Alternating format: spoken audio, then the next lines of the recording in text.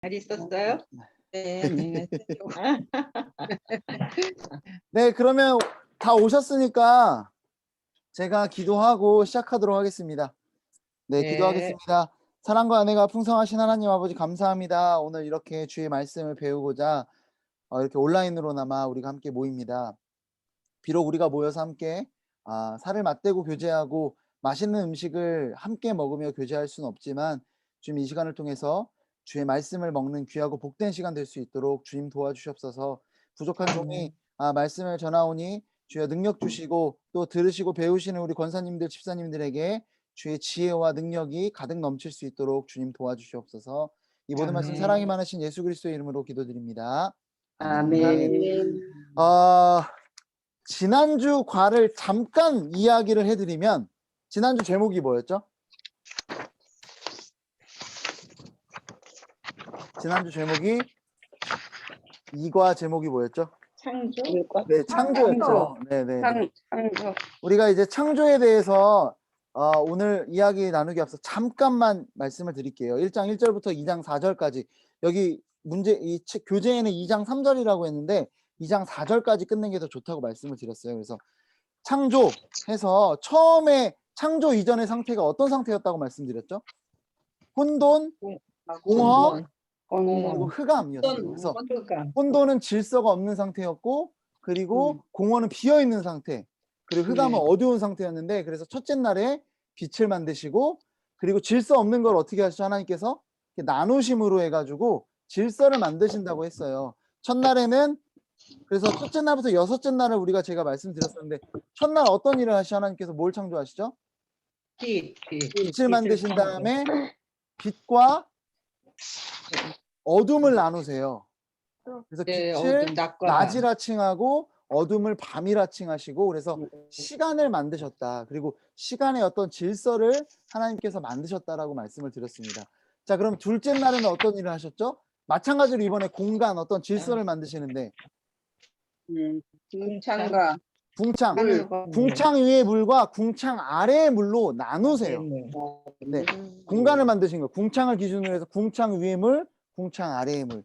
그런데 이게 어떻게 되죠? 궁창 위의 물이 나중에는 노아 홍수 때 다 쏟아지죠.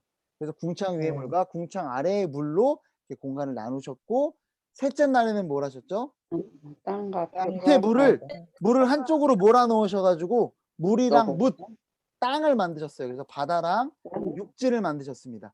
자, 그러면 넷째 날부터는 어떤 일을 하셨을까요? 첫째 날부터 셋째 날까지 공간을 만드시고 넷째 날부터 여섯째 날까지 공간을 채우시는 일들을 하셨어요. 네네. 그래서 첫째 날에는 아까 그 빛이랑 어둠이었잖아요. 그래서 빛의 어떤 그 낮을 주관하는 광명체들 해를 만들었고 그리고 밤을 주관하는 광명체를 또 뭐 만들었죠? 달과 별을. 그러니까 첫째 날에 낮과 밤을 만들었으면 낮에 있는 해, 밤에 있는 달이랑 별을 넷째 날 만든 거예요. 그래서 첫 번째 날이랑 넷째 날이랑 연결되고 둘째 날이랑 다섯째 날, 셋째 날이랑 여섯째 날이 연결된다고 말씀드렸죠. 둘째 날은 그래서 궁창 위에 물과 궁창 아래의 물, 그래서 궁창을 하늘이라고 부른다고 했어요. 그래서 그때 그래서 궁창 하늘을 날아다니는 새와 궁창 아래에 바다의 물고기들을 하나님께서 만드셨습니다. 자, 그렇다면 마지막 날은 그 셋째 날에 만드셨던 그 땅을 만드셨죠. 그래서 땅에 사는 사람과 땅에 사는 가축들을 여섯째 날 하나님께서 만드셨죠. 그리고 일곱째 날은 어떤 날이라고 했죠? 안식일이죠. 자, 근데 안식일에 제일 중요한 개념이 제가 뭐라고 혹시 설명드렸는지 기억나시나요? 쉬는 게 아니라 완성, 마치셨다. 그래서 구원의 완성. 그래서 우리가 그 안식일을 지금 안식일 대신에 주일을 지키고 있잖아요. 그 생명의 완성, 구원의 완성된 날이 부활하신 날이기 때문에. 그렇죠.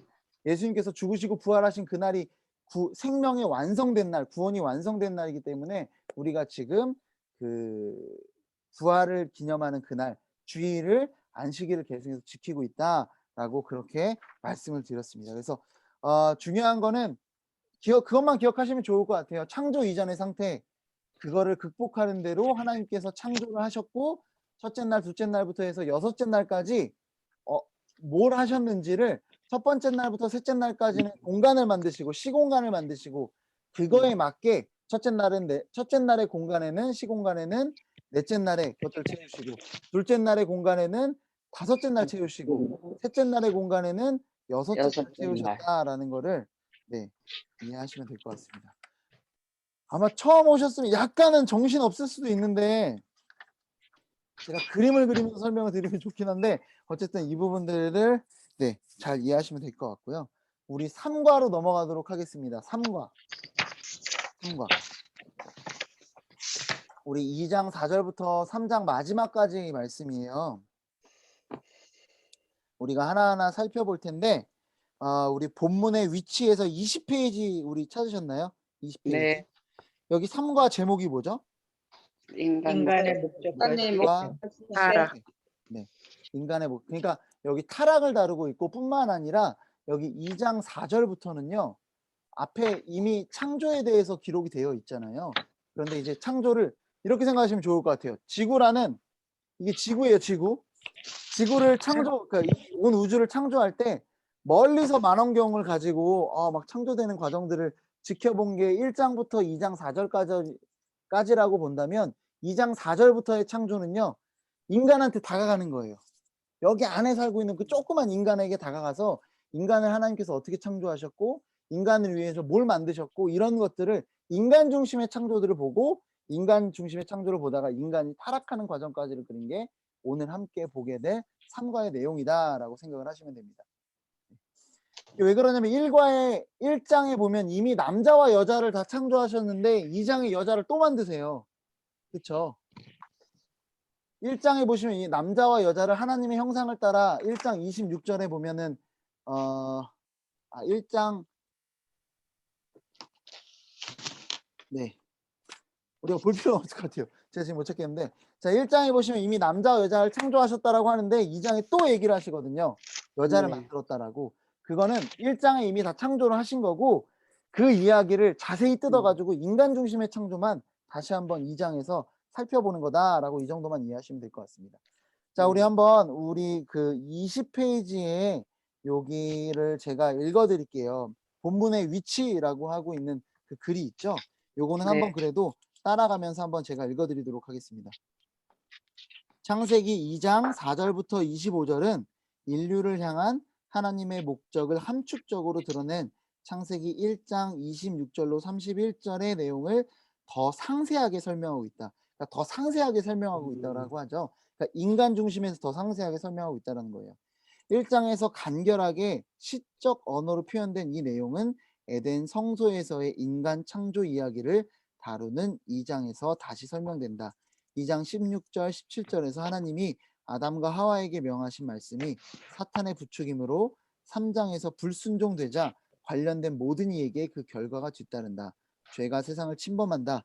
그러나 하나님의 심판에도 불구하고 하나님의 은혜는 여전히 풍성하다.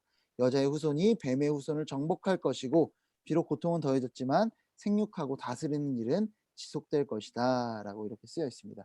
중요한 건 인류에 대한 창조가 이야기가 나오고 죄가 등장하고 하나님의 심판이 있지만 또 뭐가 있다라는 거예요? 뒤에 여전히 하나님의 은혜, 구원은 여전히 풍성하다. 그래서 여자의 후손에 뱀의 후손을 정복할 것이고 이 3장 15절에 나오는 내용이 원시복음이라고 제가 이전에 살짝 말씀드렸을 거예요. 네. 네. 그래서 인류는 죄로 인해 타락하지만 그럼에도 불구하고 하나님은 그 은혜와 하나님의 약속을 반드시 성취하신다. 그 구원을 성취하신다. 모든 그 창조 세계를 다시 회복하실 거다라는 약속이 있는 것이 바로 오늘 이 보게 될 말씀입니다. 네. 자, 우리 21페이지로 넘어가 보도록 할게요. 네. 자, 우리 21페이지 인류를 향한 하나님의 목적하고 있는 이 부분을 우종희 권사님 한번 읽어주시면 좋을 것 같아요. 21페이지. 하나님이 창세기 1장 26절 30절에서 인간을 위한 특별히 행하신 일들이 2장에서부터 부연 설명되고 있다. 인간을 향한 하나님의 축복은 어떠한 모습으로 분명하게 드러나는가? 네, 어떤 많은 모습 학자들은 네, 네. 말씀하세요. 아니, 아니. 여기까지만 읽으시면 돼요. 다 안 읽으셔도 되고. 네네네. 네, 인간을 향한 하나님의 축복이 어떻게 드러나는지가 2장 4절에서 9절까지 적혀져 있대요. 그래서 여기서 보면은 7절 한번 보실까요? 우리 성경책 2장 7절 보면 하나님께서 땅의 흙으로 사람을 지으시고 거기에 어떻게 하죠? 생기를 생명. 네, 그 생명. 코에 불어넣으시니 사람이 생명이 됐다라고 합니다. 다른 창조물과 비교해서 뭔가 좀 다르죠. 다른 창조물은 그냥 말씀으로 뚝딱 그냥 만드셨다면 인간은 직접 하나님께서 흙으로 빚으시고 생기도 불어넣으시고 그래서 생명 있는 영혼이 있는 존재가 됐다라고 합니다. 그리고 8절에 보시면 여러분 에덴 동산이 먼저 창조됐나요? 아니면 사람이 먼저 창조됐나요? 에덴 동산. 그렇죠. 왜 그러셨을 것 같아요, 하나님께서? 아무래도 배려해 환경을 주시고 만들어 사람을 주시고. 만드셨다. 그쵸. 뭐 예를 들면 제가 이제 뭐 둘째가 이제 곧 태어나는데 집에 아무것도 안 해놓고 둘째를 데리고 오면 뭐 난리가 나겠죠. 애기 침대도 그렇죠. 없고 뭐 다 준비해 놔야 되잖아요. 뭐 애기 젖병부터 네. 해서 그래서 모든 것들 하나님께서 이미 다 준비해 놓으시고 그래서 마지막 날에 인간을 창조하시고 또 에덴 동산을 두고 거기에 사람을 두셨다라는 겁니다. 우리를 위해서 그런 것들을 만들어 주셨다라는 거죠. 그리고 네. 9절뿐만 아니라 9절에 보시면 아름답고 먹기 좋은 나무가 나게 하셨다라고 해요. 그러니까 우리는 그 당시에는 진짜 그냥 돌아다니면서 엄청나게 맛있는 그 열매들을 따서 먹으면 되는 게 바로 하나님께서 다 우리를 위해서 만들어 놓으시고 또 축복한 모습이다라고 성경이 이야기를 하고 있습니다. 자, 우리 그 다음 부분을 좀 살펴보시면 우리 21페이지 이 부분은 넘어가도록 할게요. 그 뒤에 네. 이어지기 때문에 우리 창세기 2장 15절 말씀을 한번 박영수 권사님 15절 말씀 한번 읽어주실래요? 창세기 2장 15절. 여호와 하나님이 그 사람을 이끌어 에덴 동산에 두어 그것을 경작하며 지키게 하시고. 네, 여기 경작하며 지키게 하시고라는 말이요. 우리 창세기 1장에 보면 그 정복하고 땅을 정복하고 다스리라는 표현이 있었잖아요.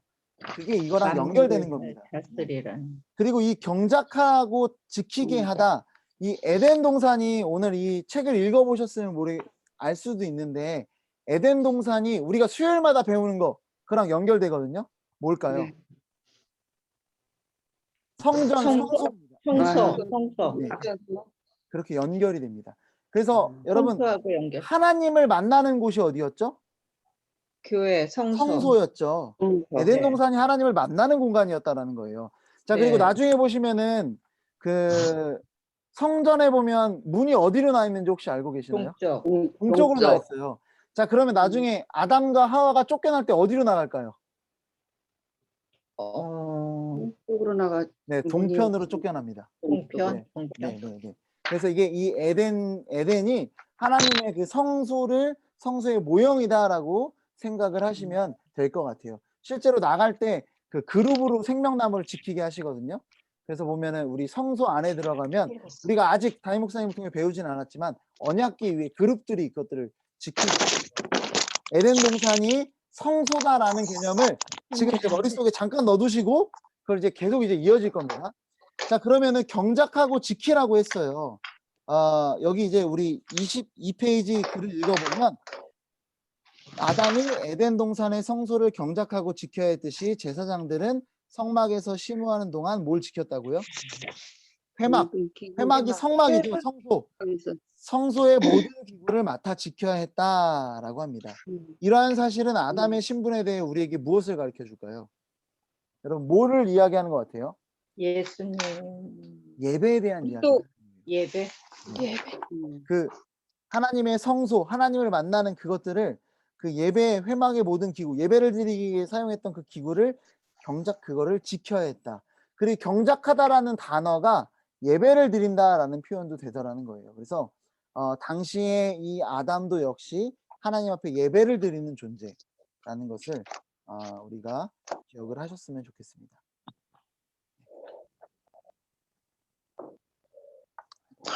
그래서 이 에덴이랑 성소를 잘 연결해서 생각을 해주시고 우리 넘어가서 우리 창세기 2장 18절로 25절 여기를 잠깐 설명을 해드리려고 해요.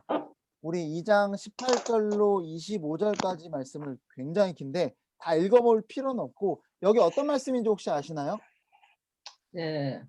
돕는 배필을 지어주시는 하와를 만들었다는 얘기. 하와를 만들어주시는 그 장면입니다. 여러분 그런데 우리가 생각할 때 아담이 있고 아담의 돕는 배필로 하와를 지어주셨잖아요. 네. 그래서 우리는 흔히 이런 얘기들을 해요. 아담을 돕기 위해 하와가 창조됐다라고 생각을 해요. 그렇죠? 그래서 뭔가 아담보다 하와가 이 철학 이전에 하와가 뭔가 더 열등한 존재가 아닌가라는 생각을 우리가 흔히 할 수도 있잖아요. 그런데 이 돕는다라는 단어 여기 보면 돕는 배필이라는 단어 이 돕는다라는 표현이요. 성경에 여기 외에 쓰이는 곳이 있는데 언제 쓰이냐면 하나님께서 이스라엘을 도운다라는 표현할 때만 쓰이는 단어입니다. 여러분 하나님이 이스라엘을 도와요. 그러면은 이스라엘이 더 높은 존재인가요? 하나님이 높은 존재인가요? 하나님이 하나님이죠. 네, 그래서 우리가 오해하지 말아야 되는 게 여자를 돕는 배필로 아담을 돕는 배필로 하와를 창조했다라는 게 더 열등한 존재로 창조했다는 얘기가 아니에요. 예. 왜냐하면 하나님이 이스라엘을 도우셨을 때는 하나님은 더 우월한 존재인데 우월한 존재로서 이스라엘을 도우신 거잖아요. 그래서 이 돕는 배필은 우리가 절대 오해하지 말아야 될 게 하나님은 남자와 여자를 동등한 존재로 창조하셨습니다. 네. 이거는 돕는 배필이라고 해서 그렇게 생각할 필요가 없다라는 거고. 자, 그리고 하나님께서 돕는 배필을 지으실 때 왜 돕는 배필을 지으셨을까요? 뭘 도우라고 뭘 도우라고 하와를 만드신 것 같으세요? 전도인가? 자, 우리가 생각했을 때 아담이 하고 있는 일을 도와야 될 것 같잖아요.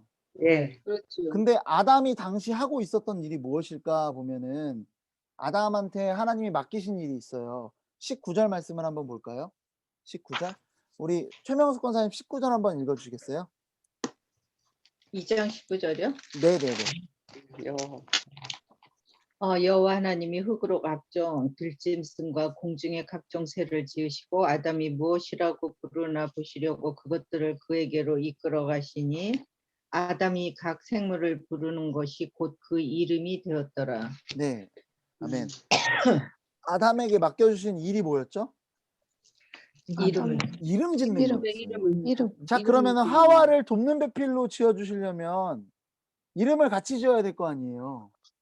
물론 경작하는 일도 있긴 하지만 그런데 보면은 20절 말씀을 보시면 아담이 모든 가축과 공중의 새와 들의 모든 짐승에게 이름을 부르니라 라고 합니다. 이미 일을 다 마친 거예요. 그리고 나서 하와를 지어주세요. 여러분 이 얘기는 뭐냐면 돕는 배필은 단순히 일을 돕는 개념이 아니라 왜 돕는 배필을 지었는지 18절로 한번 다시 돌아가 볼까요? 18절. 여호와 하나님이 이르시되 왜 돕는 배필을 지으셨어요? 외로워서 혼자 사는 것이 좋지 않았기 때문에. 네. 자, 그러면 혼자 우리가 사는 옆에 있는 우리 최명숙 권사님을 왜 김성욱 권사님 옆에 왜 창조해 주셨을까요? 하나님께서 외롭지 않게 혼자 두지 도우라고. 않게 하기 위해서. 네, 도우라고. 돕는 게 뭐냐면 결국에는 혼자 두지 않는 겁니다. 그러니까 우리의 근본적 사명이 이거예요. 우리가 어떤 지체가 왔는데 교회에 왔는데도 혼자 외롭게 있으면은 외롭게 협력해서 손을 이루려는 거. 협력해서 우리는 공동체로 살아가기 위해서 이렇게 창조됐다라는 것을 우리가 잊지 않으셨으면 좋겠어요. 그래서 돕는 배필이라는 개념은 결국에는 함께하기 위해서 사랑해주기 위해서 옆에 있는 지체가 있다라는 겁니다. 돕는 배필의 개념은 이런 거고요. 그리고 인간의 실패 이전에 앞서서 우리가 그런 질문을 할 수 있어요. 그런 생각 해보신 적 없나요? 왜 하필 하나님 선악을 알게 하는 나무 왜 만들어가지고 우리에게 의지를 주신 거 아닌가요? 의지. 우리가 한번 고민해볼 필요가 있을 거예요. 그런 생각을 누구나 하셨을 거예요. 이거 안 만들었으면 지금쯤 에덴 동산에서 정말 행복하게 죄 없이 정말 슬픔도 없이 고난도 없이 그러고 살았을 텐데 왜 하나님은 이 선악을 알게 하는 나무를 굳이 만드셔가지고 우리를 이렇게 죄악 가운데 빠지게 하셨을까라는 생각을 할 수도 있습니다. 자, 이거에 대해서 제가 잠시 설명을 해드리도록 할게요. 우리 선악을 알게 하는 나무에 대해서 자, 16절 말씀 한번 가볼까요? 16절. 2장 16절이요? 네, 2장 16절로 가보겠습니다. 자, 선악을 알게 하는 나무에 대해서. 자, 제가 읽어드릴게요. 2장 16절. 여호와 하나님이 그 사람에게 명하여 이르시되 동산 각종의 열매는 네가 임의로 먹되. 이게 무슨 얘기입니까? 그냥 임의로. 아무렇게나 먹어도 된다라는 거예요. 자, 아담은 자율적인 존재였어요. 모든 걸 다 마음대로 하는 존재였어요. 네. 그의 능력은 막 엄청났어요. 그냥 동물이 너 사자 이리 와. 너 이름은 사자 이러면은 사자가 마음대로 움직이던 게 아담이었습니다. 모든 걸 마음대로 하는 존재, 모든 걸 다 마음대로 따먹을 수 있는 존재가 아담이었어요. 자, 이러면은 아담이랑 하나님과의 경계가 어떨 것 같으세요? 경계가 굉장히 모호하죠. 모든 걸 다 마음대로 임의대로 하는 하나님과 같은 존재가 되더라는 거예요. 그래서 하나님께서 17절에 보면은 뭘 만드십니까? 선악을 알게 하는 나무를 만드시고 그거를 먹으면 너가 반드시 죽는다라고 말씀하시더라는 거예요. 자, 아담이 이 선악을 알게 하는 나무가 없으면 어떻게 돼요? 모든 걸 다 자기 맘대로 하는 존재가 돼요. 자, 그런데 선악을 알게 하는 나무가 어디에다 만드셨죠? 동산 한가운데, 에덴 동산 언제든 가운데. 볼 수 있는 동산 중앙에 만드신 거예요. 자, 아담은 지나가다 보면은 누구로 생각할까요? 하나님. 하나님. 아, 나에게 명령을 내리시는 나를 창조하신 하나님이 계시지 하나님의 명령이 있었어라는 걸 기억할 수밖에 없는 거예요. 그래서 선악을 알게 하는 나무는요, 어떻게 보면 하나님의 형상대로 지음받은 이 인간이란 존재가 내 위에 하나님이 계시는구나. 하나님과 우리의 경계를 지어주는 게 이게 바로 선악을 알게 하는 나무였던 겁니다. 이 경계가 무너지면 어떻게 되는 거예요? 우리가 하나님처럼 되는 거죠. 자, 그래서 보면은 뱀이 꼬실 때 뭐라고 꼬시죠? 이걸 먹으면 너희가 정령 하나님과 하나님과 같이 된다라고 얘기를 해요. 그리고 나중에 보시면 하나님께서 이들이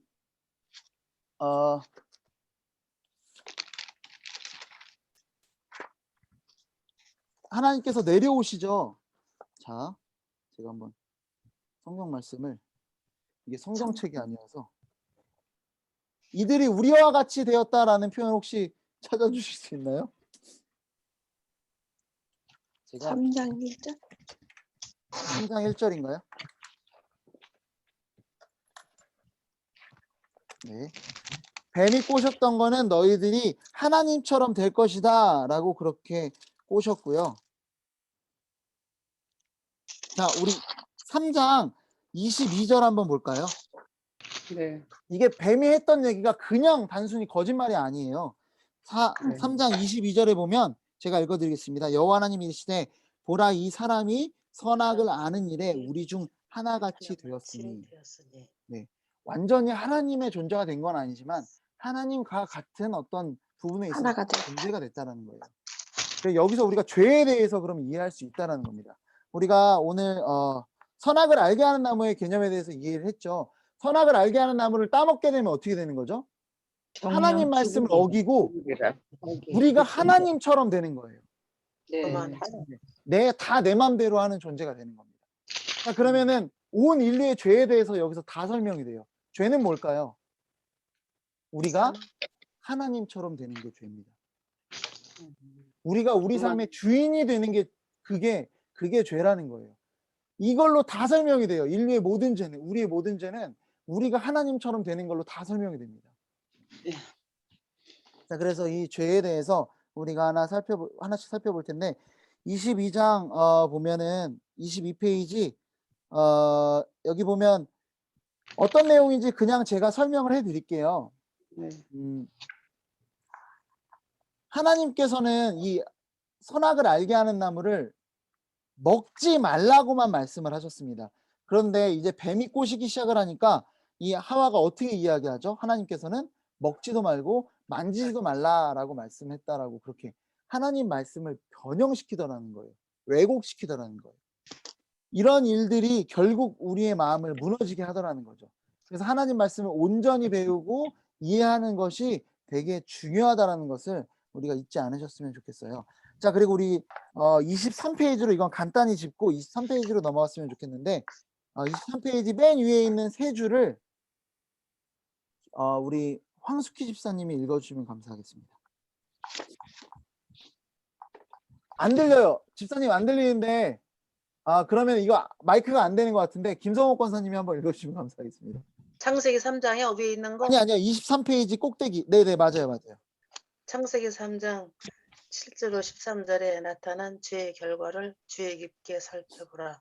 하나님과 인간 사이의 수직적인 관계 및 아담과 하와 사이의 수평적인 관계를 죄가 어떠한 방식으로 깨뜨리고 있는가. 네. 우리 이 죄의 결과에 대해서 우리가 살펴볼 텐데 죄 이전에 아담이 하와를 만났잖아요. 자, 아담이 하와를 만났을 때 갈빗대가 뽑힌 걸 알았을까요? 몰랐을까요? 모르죠. 몰랐지. 자, 몰랐지. 아담이 하와한테 뭐라고 이야기합니까? 이는 네, 내 뼈 중에 뼈고 뼈 살 중에 중에 뼈. 살이다라고 이야기해요. 살 중에 살다. 알았을 거예요.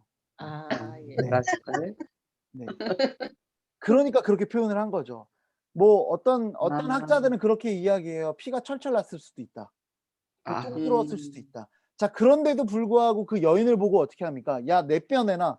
내 살 내놔. 이렇게 얘기 안 하죠. 이는 내 뼈 중에 뼈요 살 중에 살이다. 사랑을 고백하더라는 거예요. 그리고 내 혈육이다라는 걸, 내 어떤 한 몸과 같은 존재다라는 걸 인정하더라는 거예요. 사랑이 넘치는 관계였습니다. 죄 이전에는. 뼈 내놔라, 내 살 내놔라 이런 얘기를 하지 않더라는 거예요. 자, 그러면 죄 이후에는 어떻게 변했는지를 창세기 3장 7절부터 13절 말씀 우리가 한번 살펴보게 될 텐데요. 자, 우리 쭉 다 볼 필요는 없을 것 같아요. 자, 우리 11절에 보면 자, 우리 하나님께서 말씀하십니다. 이르시되 누가 너의 벗었음을 내게 알렸느냐? 내가 내게 먹지 말라 명한 그 나무 열매를 네가 먹었느냐? 하나님이 너 이거 먹었냐고 질문을 하십니다. 자, 그러니까 아담이 뭐라고 대답을 하는지 우리 이용림 집사님 한번 읽어주시겠어요? 12절 말씀.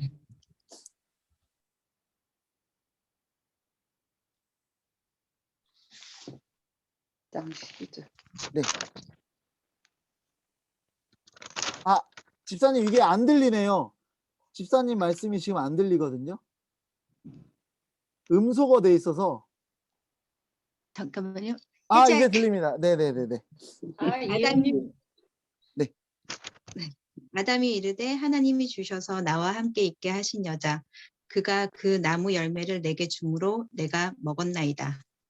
네. 자, 아담이 하는 말을 보면 뭐가 느껴지세요? 아담이 지금 뭐라고 있어요? 하나님이 야 너 이거 먹었냐라고 하니까 아담이 뭐래요? 여자한테 핑계 대는 거. 네. 근데 여자한테만 넘기는 게 아니에요. 책임을 전가하는 게. 또 누구한테 넘기고 있어요? 하나님이 주셔서. 네.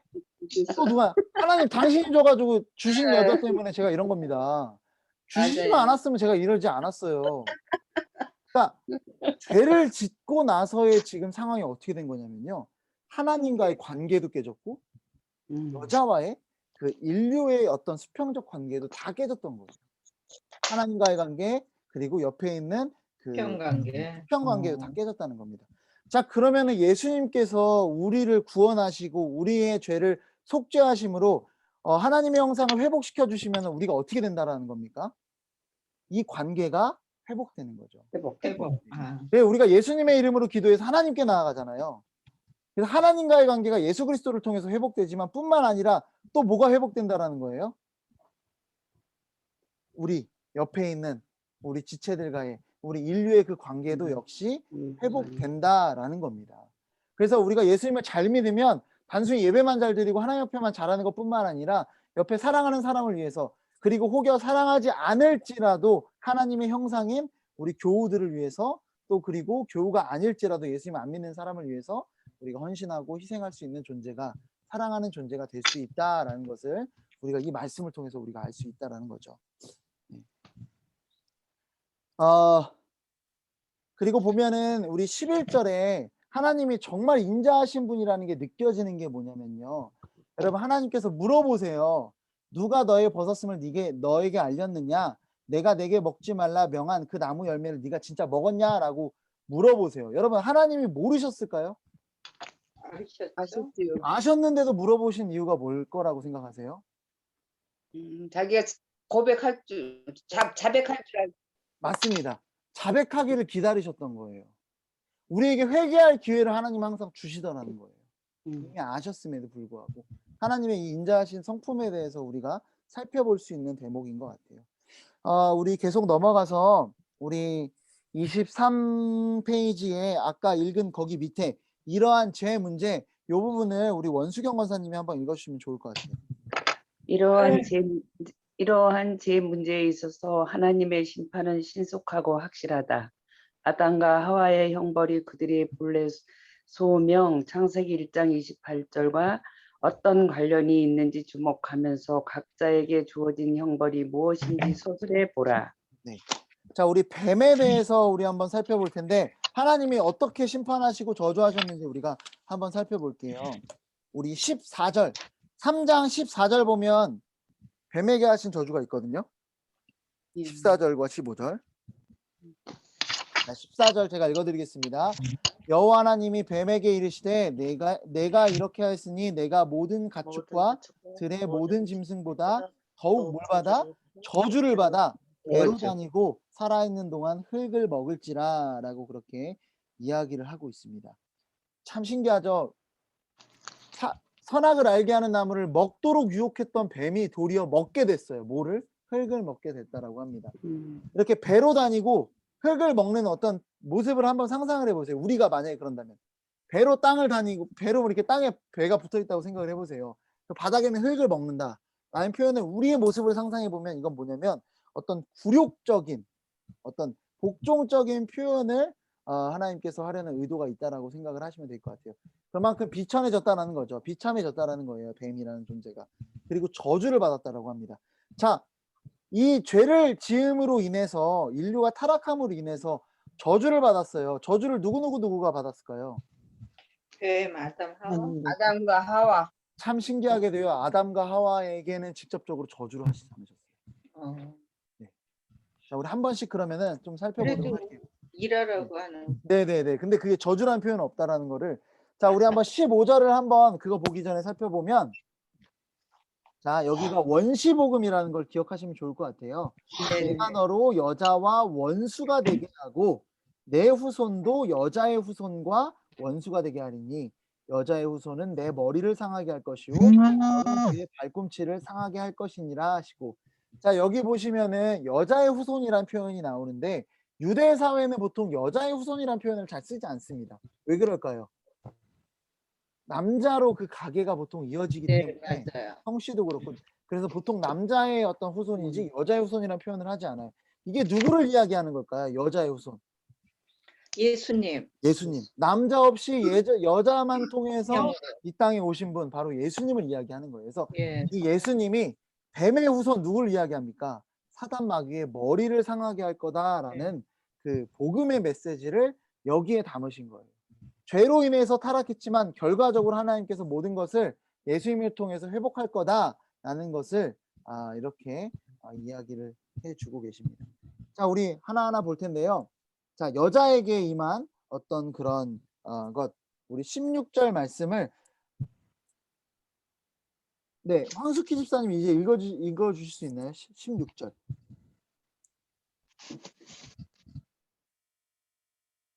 네. 16절 말씀 소리가 안 들리나요? 이거 마이크가 안 되는 것 같아요, 황숙희 집사님. 자, 그러면은 16절 말씀을 우리 우종희 권사님 한 번만 더 읽어주세요. 16절. 우종희 권사님 또 안 들리시네요. 제가 읽을게요. 또 여자에게 이르시되 내가 내게 임신하는 고통을 크게 더하리니 내가 수고하고 자식을 낳을 것이며 너는 남편을 원하고 남편은 너를 다스릴 것이니라 하시고. 네. 아멘. 아멘. 여기 보시면은 자식을 낳는데 어떻게 해야 된다고요? 수고해야 한다. 네. 저주라는 표현은 없습니다. 그리고 너는 남편을 원하고 남편은 너를 다스릴 것이다. 이게 어떻게 보면 일종의 남자와 여자가 서로 다스리려고 하는 어떤 투쟁 관계가 됐다라는 걸 이야기한다라고 해요. 그러니까 이전에는 서로 사랑하고 어떤 화목했다라면 이게 약간의 투쟁 관계가 되고 어떤 남편의 권위 아래에 여자가 이제 들어가게 되는 그런 상황이 됐다라고 합니다. 죄로 인해서라는 거죠. 자, 그리고 이제 아담에 대해서 이야기를 하는데 17절 말씀을 우리 박영숙 권사님 한번 읽어주시겠어요? 아담에게 이르시되 내가 내 아내의 말을 듣고 내가 내게 먹지 말라 한 나무의 열매를 먹었은즉 땅은 너로 말미암아 저주를 받고 너는 내 평생에 수고하여야 그 소산을 먹으리라. 네, 여기서 아멘. 아멘. 저주를 하는데 어디에다 저주를 하죠? 아담에게 저주를 안 합니다. 수고. 땅에다가 저주해요. 땅. 땅은 너로 땅. 말미암아 저주를 받고 너는 내 평생에 수고하여야 그 소산을 먹으리라라고 그렇게 말씀하시더라는 거죠. 그러니까 결국엔 어떻게 하다는 거예요? 다 수고를 해야 되는 상황이 된 거예요. 네. 아담도 그렇고 하와도 그렇고 자식이나 그 어떤 소산물에 대해서 수고해야만. 여러분 이전에도 아담이 경작을 했나요, 안 했나요? 경작이요? 다스리는 건 했겠죠. 그래도 자, 경작도 하긴 했습니다. 오늘 말씀 보시면 음. 앞에 타락 이전에도 어떤 노동이라는 것을 했어요. 네, 자, 네, 그런데 네. 이 노동이라는 게 이전에는 그렇게 애써 수고해야만 소산이 나오는 그런 것들이 아니었는데 이제는 수고해야만 하더라는 거예요. 자, 그래서 여기 책에도 기록되어 있긴 하는데 이 노동이라는 것이 원래도 창조 이전에 타락 이전에도 있었다라는 것을 우리가 좀 기억을 했으면 좋겠고, 자, 네. 우리 자, 아담에게는 어떤 일이 벌어졌죠? 땅이 저주를 받아 수고하여야만 소산을 얻을 수 있고 하와 같은 경우도 수고하여야만 자식을 얻을 수 있다라고 했습니다. 우리가 여기서 살펴볼 수 있는 게 있어요. 이걸 우리 창세기에 그리고 성경 전체에 하나님이 약속하신 것 뭐였죠? 하나님의 약속의 말씀. 창세기 1장 28절. 아담에게도 했던 말씀. 생육하고 번성하라. 네, 누가 충만하고 말씀하셨죠? 생육하고 번성하라. 그리고 땅에 충만하라였어요. 네. 그래서 결국 뭐냐면 자손에 대한 번성, 땅에 대한 약속, 그리고 복에 대한 이야기를 계속 말씀하시더라는 거예요. 이 복은 복음 예수 그리스도를 이야기하고 땅과 자손에 대해 이야기를 하는데 여기 보면은 뭐가 지금 문제가 생겼습니까? 아담과 하와를 보면 아담에 있을 때는 땅이 문제가 생겼죠. 땅이 저주를 받았죠. 그리고 하와에서는 자손을 낳는 일에 문제가 생긴 거예요. 그렇죠. 자, 그럼 하나님이 땅과 자손에 대한 약속을 주셨다라는 것은 뭐냐면요. 이 약속은 단순히 그냥 너네가 땅을 정복할 거고 자손이 번성할 거에 대한 약속이 아니라 창조 이전, 타락 이전의 모습으로 내가 돌려놓겠다라는 약속인 겁니다. 창조 때의 그 원형대로 내가 돌려놓겠다라는 약속을 하나님께서 하고 계시는 거예요. 그러니까 창조 이전에 그 타락 이전에 그 아름다운 세상으로 내가 다시 돌려놓겠다라는 약속을 온전하고 아름답고 하나님이 보시기에 심히 좋았더라라고 말씀하셨던 그 창조의 원형을 하나님께서 약속을 통해서 회복하시겠다는 겁니다. 그렇게 이해하시면 좋을 것 같고, 자, 우리 넘어가서 24페이지 맨 위에를 보면 그러나 죄에 대한 심판과 형벌 가운데에도 하나님의 은혜와 복음이 자리하고 있음은 명백하다. 아담과 하와가 받은 형벌 안에 나타난 약속의 말씀을 적어보라. 자, 이게 약속이 뭘까요? 자, 저주라는 단어는요, 금지당하다는 단어래요. 그래서 뱀은 아예 금지당했습니다. 자, 그런데 아담이 소산을 얻는 게 아예 금지당했을까요? 그렇지 않죠. 수고하여야 소산을 네, 먹는다. 수고하면 소산을 먹을 수 있다라는 거예요. 자, 약속이 뭐냐면 결국 너가 소산을 먹게 된다라는 겁니다. 자, 하와 역시 뭐예요? 자손을 잉태할 수 없게 하신 게 아니라, 네, 잉태할 수 없게 하신 것이 아니라 수고해서 자식을 낳을 수 있게. 그러니까 결국 죄에 대해서 하나님이 심판하고 벌은 하셨지만 결국 은혜가 여전히 있더라는 거예요. 하나님이 처음에 생육하고 번성하라, 땅에 충만하라라고 말씀하셨던 그 약속이 계속 유지되더라는 겁니다. 네. 참 신기하게도 하나님께서 그렇게 하시더라는 거예요. 자, 우리 창세기 우리 여기 24페이지 맨 밑에 창세기 20장 21절, 창세기 3장 20절에서 21절에서 이 부분을 이광자 권사님 한번 읽어주시겠어요? 네. 네. 아담이 그의 아내의 이름을 하라 불렀으니 그는 모든 산자의 어머니가 됨이더라. 여호와의 하나님이 아담과 그의 아내를 위하여 가죽옷을 지어 입히시니라. 네, 아멘. 여기 아멘. 보시면 참 신기하죠. 모든 산자의 어머니가 됨이니라 하와라고. 오히려 죄를 지었는데 하나님께서는 되게 복된 이름을 하와에게, 여자에게 지어 주시더라는 거예요. 뭐 미운 놈 떡 하나 주는 뭐 그런 개념이 아니라 하나님은 도리어, 왜냐면 하나님은 신실하게 약속을 성취해 가시는 분이시거든요. 그래서 우리가 그 이에 21절을 보시면 어떤 일이 벌어지고 있죠? 가죽옷을 지어 입히시더라는 거예요. 이전에 사람이 어떤 일을 했습니까? 죄를 짓고 나서 창피하니까. 우리 7절 한번 넘어가 볼까요? 7절. 7절. 자, 7절을 한번 제가 읽어드리겠습니다. 이에 그들의 눈이 밝아져서 자기들이 벗은 줄을 알고 뭘 만들었죠? 무화과 나무 잎을 엮어 치마로 삼았더라라고 합니다. 자, 이거를 치마로 삼은 이유가 뭐예요? 자기 수치심을 가리려고, 가리기 위해서. 자기 모습을 부끄러움을 가리려고. 네, 그랬어요. 그러니까 자기 죄가 이제 드러나니까 눈이 밝아져서 자기 죄의 모습이 드러나니까 이걸 가리려고 한 거예요. 자, 그런데 이게 가려졌을까요? 안 가려졌을까요? 안 가려지죠. 가려는 전체 온전하게 가려지지 못했어요. 그걸 어떻게 할 수 있냐면 하나님이 보실 때 8절 말씀에 보시면 하나님이 나타나니까 어떻게 하죠? 이들이 숨어버리더라는 거예요. 네, 안 가려지니까 숨어버리더라는 거예요. 자, 10절에도 그렇게 이야기를 해. 이르되 내가 동산에서 하나님의 소리를 듣고 내가 벗었으므로 두려워하여 숨었나이다. 자기 벗은 게 여전히 가려지지 않았더라는 거예요. 무화과 나뭇잎으로 가렸지만 자기가 열심히 애써서 자기 죄를 가리려고 했지만 어떻습니까? 되지 않더라는 거예요. 우리가 열심히 우리 죄를 안 지으려고 아둥바둥 된다고 하는데 우리가 죄를 가릴 수 있을까요? 절대 못하죠. 우리의 선한 행실로 우리가 뭔가 열심히 해서 뭔가 할 수 있을까요? 절대 못하더라는 겁니다. 그런데 이 가죽옷은 누가 지어준 거예요? 하나님이 하나님이. 외부의 도움, 하나님의 도움으로 이 가죽옷을 지어주셔서 우리의 죄가 가려지더라는 겁니다. 자, 그리고 여기서 우리가 또 살펴볼 수 있는 거는 우리 25장에 나오는 25페이지에 나오는 이야기인데요. 자, 25페이지를 보면 가죽옷인데, 자, 가죽옷을 지을 때 가죽이라는 건 뭐죠? 동물을 죽여서 동물의 희생. 그죠? 헤어 그죠. 동물의 희생 없이는 가죽이, 그죠. 동물 죽이지 않고는 가죽이 나올 수가 없습니다. 네. 당시에 어떤 일이 벌어진 거냐면 가죽옷을 지어 입히시기 위해서 뭔가가 희생당한 거예요. 피 흘림이 있었고 그로 인해서 우리의 죄가 가려지게 됐다는 겁니다. 이걸 통해서 우리가 누굴 떠올릴 수밖에 없어요? 예수 그리스도. 예수 그리스도를 떠올릴 수밖에 없다는 거죠. 예수 그리스도의 희생 없이는, 어떤 하나님의 절대적인 도움 없이는, 예수 그리스도의 죽으심, 피 흘리심이 없이는 우리의 죄는 결코 가려질 수 없다라는 것을 이 가죽옷을 통해서 하나님께서 우리에게 말씀해 주고 계신다라는 것을 우리가 볼 수 있습니다. 네, 우리 또 보시면 24절 우리 한번 그래도 확인을 해볼까요? 24절.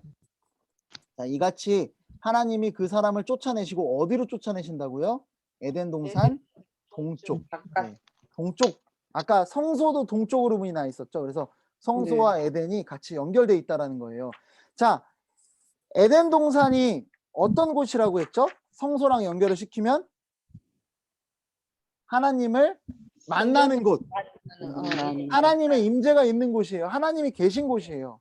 하나님과 같이 거닐었던 곳이 에덴 동산입니다. 자, 그럼 이 에덴 동산에서 쫓겨났다는 것은 뭘 의미할까요? 이방으로 나갔다. 하나님이 같이 계신 에덴에서 떠났다. 하나님을 못 만나는 거예요. 그냥 에덴 동산에 쫓겨나는 거는 우리가 무슨 막 엄청나게 좋은 곳에서 쫓겨났다라는 개념이 아니라 하나님의 임재, 하나님과 함께하는 그것이 끊겨졌다라는 겁니다.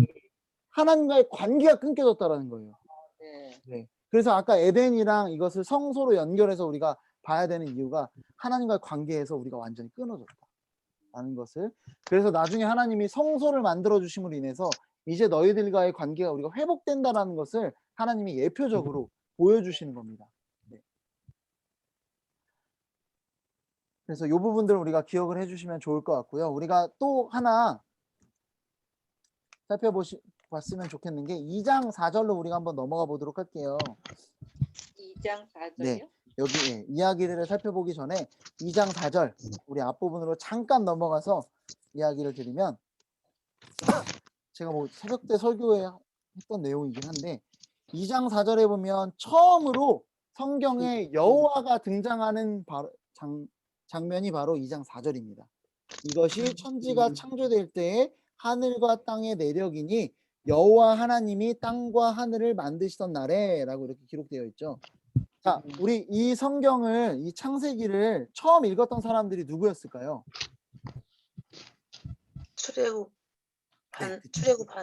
출애굽한 이스라엘 백성이 처음 이걸 읽었겠죠. 모세가 만들었으니까. 자, 그러면은 이 모세에게 하나님께서는 자신을 계시할 때 이름을 소개해 줬어요. 나는 스스로 있는 자다. 나는 여호와다라고 알려주셨어요. 스스로 있는 자다라는 게 히브리어로 보면은 예흐예라고 해요. 여호와랑 같은 단어예요. 나는 스스로 존재하는 자, 내 이름은 스스로 존재하는 자다. 이게 나는 여호와다라고 이야기를 하는 거예요. 신약에서는 나는 나다라는 표현, 에고 에이미 뭐 이렇게 내니, 우리 다임 목사님이 전에 그 물 위에 예수님이 걸으시는 그 장면에서 설명해 주셨는데 기억하실지 모르겠지만 그 똑같은 단어입니다. 내가 여호와라는 단어예요. 자, 이스라엘 백성은 하나님의 이름을 뭐로 알고 있었을까요? 야훼. 여호와로, 야훼랑 여호와랑 같은 거거든요. 야훼, 여호와로 알고 있었어요. 자, 1장 1절을 읽을 때 이스라엘 백성이 이 하나님을 보면서 여호와라고 인식할 수 있었을까요? 없었을까요? 없었어요. 그냥 하나님으로만 써 있거든요. 모르죠. 몰라. 그런데 보다가 2장 4절을 보는데 뭐라고 이야기를 하는 거예요? 여호와 하나님이다라고 이야기를 하는 거예요. 그러니까 1장에서 계속 창조의 이야기를 보는데 어떤 신이, 만물을 지은 어떤 신이 있구나 라고 보는데 2장 4절에서 뭐야, 그분이 나의 하나님이요, 나의 여호와였어? 이걸 거기서 이해하게 된 겁니다. 우리를 애굽으로부터 구원하신 그 여호와가 천지를 만드신 하나님이라는 사실을 2장 4절에 처음 아는 거예요. 엄청난 충격이었겠죠. 네. 그래서 이게 진짜 우리도 그런 것 같아요. 우리도 여호와 하나님을 처음 알죠. 우리를 구원하신 분이다라는, 우리를 구원하시는 하나님으로서 우리가 처음에 만나는 것 같아요. 나의 죄를 용서하시고 나를 구원하시고 나를 위로하시는 하나님을 처음 만나고 그 이후에 어떻게 됩니까? 온 우주 만물을 창조하신 하나님이구나 라는 걸 이해하고, 그렇다면 온 우주 만물을 구원하신 하나님이기 때문에 내가 전도해야지, 세상을 구원하시는 하나님이기 때문에 내가 나가서 복음을 전해야 되지, 이렇게 우리의 믿음이 확장되잖아요. 그래서 여기를 보시면은 이렇게 당시 이스라엘 백성이 이해했을 것이고 우리도 이렇게 말씀을 이해하면 되겠구나라고 생각을 하시면 될 것 같습니다. 자, 우리 26페이지로 넘어가 보도록 할게요. 제가 어떻게든 안에 끝내려고 막 정신없이 나가고 있는데, 26페이지를 보시면, 자, 요게 조금 긴데 이거 읽어주실 수 있는 분 누가 있을까요? 구조희 권사님 이제 말 나오나요? 박영수 권사님, 네, 박영수 권사님 읽어주세요. 에덴에서 흐르는 강, 여기.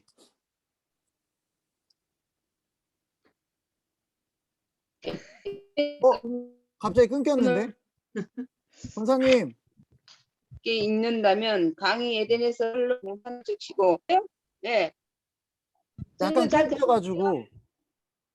자, 안 끊기는. 끊기네. 지금 화질 상태가 제일 좋은 김성호 권사님 한번 읽어주세요.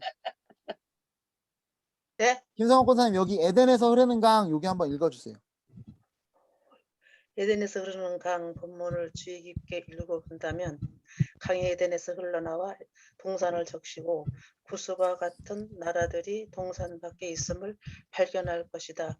마치 성전에 하나님의 임재 장소와 제사장 직분 장소가 구분되어 있고 이방인을 위한 바깥들이 있어서 거룩의 단계적 차이를 나타내듯이 에덴 동산에도 하나님의 임재 장소에 인류 첫 제사장 아담의 직무하는 장소가 있는 동산 바깥에는 나라들이 있어서 거룩의 단계적 차이를 보여준다. 이와 더불어 하나님의 임재가 있는 에덴에서 강이 흘러나와 동산을 지나서 나라들로 흘러가듯이 성전물도 만국을 치료하기 위해 하나님의 임재 앞에서 성소를 지나 나라들로 흘러가게 된다. 새 땅에서도 강에 흐를 것인데 성전을 통해 기대했던 하나님과의 교제가 그리스도의 사역을 통해 완전히 이루어졌기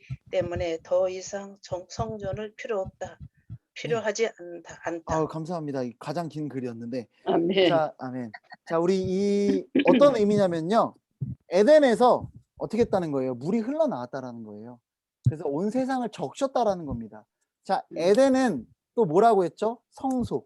하나님을 만나는 어떤 예배의 장소, 어떤 이런 것들을 이야기한 거예요.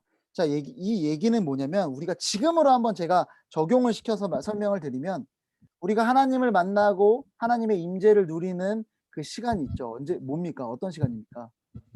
예배 시간이죠. 우리가 하나님을 깊이 체험하고 만나는 그 예배. 그래. 이 예배를 통해서 여러분 우리만 은혜 받는다라는 건가요? 생수의 강이 우리에게만 충만하게 적셔진다라는 건가요? 아니요, 흘러서 온 네. 세상을 덮는다라는 거예요. 이 얘기는 뭐냐면요. 우리가 주일에 와서 예배를 드릴 때 단순히 우리만 은혜 받는 것에 끝내는 게 아니라는 거예요. 우리의 예배는 열방을 회복하는 예배입니다. 우리의 예배는요. 주일에 모여서 드리는 예배는 단순히 우리만 은혜 받고 우리만 막 영적으로 충만해지고 끝나는 것이 아니라 우리의 예배는 흘러가서 지금 우리는 거기 한정적으로 모여 있지만 저기 먼 곳에 있는 팔레스타인 땅에서 이슬람 믿고 있는 그 사람이 회복되게 하는 그 역사가 우리 예배의 장소를 통해서 이루어진다는 거예요. 그렇기 때문에 우리 이 예배가 엄청나게 소중하다는 것을 우리 여기를 통해 말씀을 해주시고 계시는 거예요. 그리고 뿐만 아니라 이 예배는 흘러가야 된다는 걸 또 얘기하는 거죠. 성전 안에서 끝나는 게 예배라는 건가요? 아니죠. 네. 나가서 계속 우리가 흘려보내야 될 어떤 그런 의무도 있다라는 겁니다. 그래서 우리의 예배는 계속 이전에 설교 시간에 또 담임 목사님 말씀하셨던 것 같은데 단순히 여기서 은혜 받고 이걸로 끝나면 예배는 우리 실패하는 거예요. 여기 아무리 예배당에 와서 우리가 열심히 예배드리고 눈물 흘리고 말씀이 막 우리 머리 가운데 심겨지고 막 너무 은혜 받았다. 눈물 흘렸다.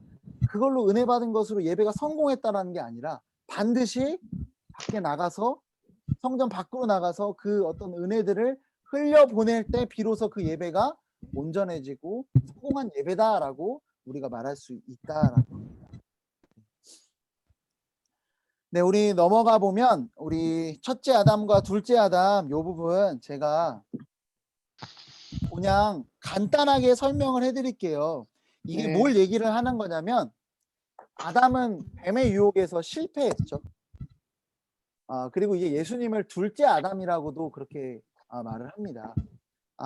한 사람을 통해서 죄가 이 인류에게 들어온 것처럼 한 사람을 통해서 의가 이 인류에 들어올 수 있는, 죄사함이 들어올 수 있는. 그래서 이 예수님께서는 아담의 예표적인 인물이라, 아담은 예수님의 어떤 예표적인 인물이다라고 볼 수 있는 거예요. 그런데 아담은 죄의 유혹에서 실패했지만 예수님은 어떻습니까? 죄의 유혹에서 승리하셨죠. 그래서 그 부분을 써놓은 거예요. 그래서 이거는 자세하게 알 필요는 없을 것 같고 여러분들이 한번 글만 읽어보시고 아담이 실패했던 유혹을 예수님은 그 광야에서 그 사단의 유혹에 승리했구나라고 우리가 생각하시면 될 것 같아요. 네. 여기 보시면은 이제 26페이지 맨 밑에부터 27페이지 쭉 이어지는 내용들은 계속 아까 제가 말씀드렸던 내용들 안에 있으니까 굳이 보실 필요는 없고 우리 28페이지 맨 꼭대기만 한번 살펴보도록 하겠습니다. 28페이지. 자, 28페이지 보면 이 내용이 있죠. 제가 읽어드릴게요. 노동은 타락의 결과로 생긴 게 아니다. 의미 있는 노동 행위는 타락 전에도 이미 존재해 왔다. 비록 타락으로 인해 우리의 노동에 수고의 고통이 더해졌지만 노동 자체는 창조의 성소에서 하나님이 완벽하게 계획하신 것이었다라고 합니다. 그래서 우리 예배가 노동이고 또 우리 노동은 원래 성스러운 거다라는 거를 우리가 잊지 않으셨으면 좋겠습니다. 네, 죽음 요 부분은 다 아시는 부분이니까 딱 57분이네요. 네, 정신없이. 오늘 전체 내용을 간단하게 말씀을 드리면 제가 이야기했던 내용들 혹시 기억하실지 모르겠지만 중요한 거 에덴은 뭐라고요? 에덴은 성전. 성소다. 네. 그리고 에덴을 경작하고 지켰듯이 우리는 이 성소, 하나님 앞에 예배 드리는 것들을 지키고, 그러니까 예배를 잘 드려야 된다라는 것을 제가 말씀을 드렸고, 돕는 배필, 우리는 돕는 배필로 지어주셨는데 일을 도와주는 게 아니라 함께 있기 위해서, 우리 옆에 있는 지체를 사랑해주기 위해서 우리가 돕는 배필로 지어졌다라는 것을 말씀드렸고요. 선악을 알게 하는 나무에 대해서 제가 설명을 드렸는데, 나중에도 이 선악을 알게 하는 나무를 설명할 정도가 되면 정말 좋을 것 같아요. 선악을 알게 하는 나무는 간단히 말씀드리면 하나님과 우리를 경계지어주는, 그게 바로 선악을 알게 하는 나무예요. 다 마음대로 할 수 있었던 인류가 유일하게 마음대로 할 수 없었던 선악을 알게 하는 나무가 있어서, 하나님이 내 위에 존재하시는구나, 그분의 말씀은 지켜야 되는구나 라는 게 선악을 알게 하는 나무가 있었기 때문에 가능했습니다. 만약에 진짜 선악을 알게 하는 나무가 없으면은요, 하나님 뭐 특별한 명령이 없는 거예요. 다 마음대로 할 수 있는 거예요. 그래서 이게 반드시 꼭 필요한 존재였다라는 것을 잊지 않으시고, 죄는 결국 뭐라고 얘기했죠? 결국 그래서 우리가 하나님처럼 되는 거, 그 경계를 무너뜨리는 거, 우리가 하나님처럼 되는 게, 하나님이 되는 건 아니고 하나님처럼 되는 게 죄고, 뱀도 그렇게 우리를 유혹했다라는 것을 우리가 기억하셨으면 좋겠고요. 그리고 인간의 실패로 인해서, 죄로 인해서, 죄를 짓고 나니까 어떤 상황이 펼쳐졌죠? 아담이 뭐라고 얘기를 하죠? 원래는 막 사랑을 고백했던 아담이 여자에게 핑계대고. 그죠, 핑계대고 책임을 다 떠넘기죠. 하나님과 그리고 하와에게. 그래서 죄로 인해서 인간의 관계가 무너지고 하나님과의 관계가 무너졌다. 그래서 당연히 예수 그리스도를 통한 어떤 우리 회복이 나타나면 하나님과의 관계가 회복되고, 그리고 우리 인간의 관계가 회복될 것이다라는 것을 제가 말씀드렸습니다. 자, 그리고 하나님의 심판, 죄에 대해 심판이 있었을 때 뱀에 대해서는 저주했지만 아담과 하와에 대해서는 직접 저주는 하지 않으셨어요. 자, 어떤 일이 벌어집니까? 아담에게는 수고해야만 소산을 얻을 수 있고, 하와는 수고해야만 자식을 얻을 수 있다. 이때 땅에 대한, 자식에 대한 이야기가 나오는데, 창세기는 계속해서 일구할 때에 땅과 자손에 대해서 이야기를 하는데, 이건 뭐냐? 결국에는 타락 이전의 원래의 모습대로 하나님께서 회복시키겠다라는 그 약속을 담은 거다라는 것을 제가 아까 말씀드렸습니다. 네. 그리고 가죽옷 기억나시죠? 가죽옷. 하나님의 희생, 그리고 3장 15절 원시복음. 네, 요런 부분들만 우리가 기억하고 넘어가시면 우리가 요 타락에 대해서는 충분히 이해하지 않을까. 제가 생각할 때 가장 중요한 건 그건 것 같아요. 우리의 죄는 하나님처럼 되는 거죠. 어떤 그 선악을 알게 하는 나무를 먹음으로 인해서 하나님과 같은 존재가 되려고 했던 거. 그러니까 우리 마음대로 하면 안 된다라는 거예요. 하나님 말씀이 있는데 우리 마음대로 하면 된다라는 겁니까? 안 된다라는 겁니까? 안 된다라는 거죠. 그래서 하나님의 뜻에 따르는 것, 내 뜻이 있고 내 생각이 있고 내가 좋아하는 것이 있지만 하나님 말씀에 따르는 것이, 그것이 의로운 길이고, 죄는 내 마음대로 하는 것이 죄다라는 것을 우리가 기억하시면 좋을 것 같습니다. 네, 이것으로 오늘 3과는 마치고요. 또 이제 4과 내용이 뭔가 한번 살짝 제목으로 가서 살펴볼까요? 4과. 네. 4과. 죄로 인한 겁나게. 본문이 엄청 길어요. 가인과 아벨. 4장부터 11장까지 나오거든요. 아마 예상되실 거예요. 죄로 인한 인류의 어떤 그런 모습들이 나타납니다. 가인과 아벨에 대한 이야기가 나올 거고, 네. 또 노아 홍수 이전에 하나님이 막 엄청 한탄해 하시거든요. 그 전에 창조했을 때는 심히 좋았더라라고 말씀하셨던 하나님이 막 탄식하시고 막 슬퍼하세요. 그 상태를 보고 그 죄가 만연했던 사회들을 보여주고, 그리고 11장에는 바벨탑, 어떤 스스로 높아지려고 했던 그런 모습들이 아마 나올 텐데, 이 부분들을 한번 이야기들을 한번 살펴보고, 사실 성경 본문을 한번 읽어보고 오시는 게 더 좋을 것 같아요. 한번 쭉 읽어보시고, 그리고 또 다음 주 목요일 날 함께 나눠보도록 하겠습니다. 제가 기도하고 마무리하도록 하겠습니다. 수고하셨습니다. 네, 감사합니다. 자, 기도하겠습니다. 사랑과 은혜가 풍성하신 하나님 아버지 참으로 감사합니다. 오늘도 이렇게 함께 권사님들과 또 집사님들과 모여서 하나님 말씀을 나눕니다. 하나님, 이 말씀대로 주님은 우리가 타락했음에도 불구하고 우리를 포기하지 않으시고 은혜로 약속으로 결국에는 구원까지 끌고 오셨음을 말씀을 통해 배웁니다. 주의 은혜에 항상 감격하며 감사해하며 살아가는 우리 모두가 될 수 있도록 도와주시옵시고 이 말씀을 배울 때마다 하나님 지혜 주셔서 그 말씀들이 머릿속에 잘 남아서 은혜로 말씀의 은혜로 살아갈 수 있는 우리 모두가 될 수 있도록 주님 도와주시옵소서. 주님 주일날 만나기까지 건강한 모습으로 만날 수 있도록 도와주옵시고 이 모든 말씀 사랑이 많으신 예수 그리스도의 이름으로 기도드립니다. 아멘. 네, 수고 많으셨습니다. 수고하셨습니다. 네, 요 내용은 또 수고하셨어요. 네, 유튜브에 올리도록 할게요.